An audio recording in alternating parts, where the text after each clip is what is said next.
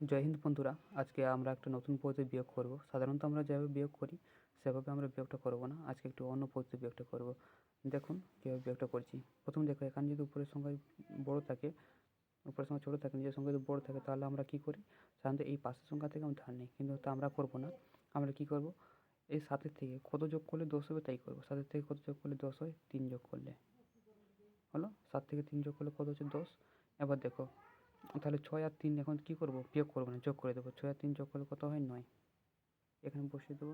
দেখো, যেহেতু এটা বড় সংখ্যা ছোটো সংখ্যা ছিল, তার জন্য এখানে কিন্তু একটা 1 যোগ হবে। তারপর দেখো, 1 1 যোগ করলে 2, 2 থেকে 3 বিয়োগ করলে কত হয়, 2 3, তাহলে 1 এখানে বসবে। তারপর দেখো, এই সংখ্যাটা নিচে কিছু ছিল না, তার জন্য এখান থেকে 2 উপরে আছে 4, অথবা বড় আছে, তার জন্য কী করবো, 2 3 4, এখানে 2 হলো। তারপরে এই অঙ্কটা দেখো, উপরের সংখ্যা ছোটো আছে, নিচেটা বড় আছে, তাহলে এটাও সেরকম করবো। কত যোগ করলে 10 হবে, অবশ্যই 2 যোগ করলে এখানে কত হচ্ছে, 10, তাই তো। তাহলে এবার কিন্তু আর বিয়োগ করবো না, 3 আর 2 যোগ করে দেবো। 3 আর 2 যোগ করলে কত হয়, এখানে 5। তারপর এদিকে সংখ্যা দেখো, যেহেতু এটা বড় ছোটো সংখ্যা ছিল, তার জন্য কিন্তু এখানে আবার একটা যোগ হবে। 2 আর 1 হচ্ছে 3, 3 থেকে 4 বিয়োগ করলে হচ্ছে 3 4, অর্থাৎ এখানে 1 বসবে। তারপর নিজের রং করে দেখো, এখানে হচ্ছে 8, উপরে আছে 3, তাহলে এখানে কত যোগ করবো আমরা, 10 করার জন্য 2 যোগ হলো।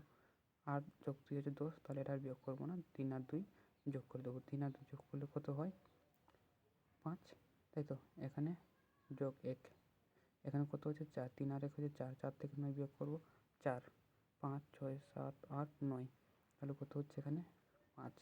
ঠিক আছে, এই সংখ্যাটা বড়, এই সংখ্যাটা হচ্ছে ছোট, তাই তো। যেহেতু এখানে কোনো ধার নেওয়া ছিল না, তার জন্য এখানে কিন্তু 7 থাকছে। তাহলে কত যোগ করলে 10 হয়, 7-এর থেকে 3 যোগ করলে হচ্ছে 10, 4 আর 3 যোগ করলে কত হচ্ছে, 4 আর 3 যোগ করলে হচ্ছে 7, এখানে হচ্ছে 7। তারপরে এখানে আবার 1 যোগ হবে, 1 আর 1 যোগ করলে 2, 2 থেকে 6 বিয়োগ করবো, 2 3 4 5 6, কত হচ্ছে তাহলে, 4। আশা করি তোমরা বুঝতে পেরেছো। যদি বুঝে থাকো তাহলে অনেক অনেক ধন্যবাদ।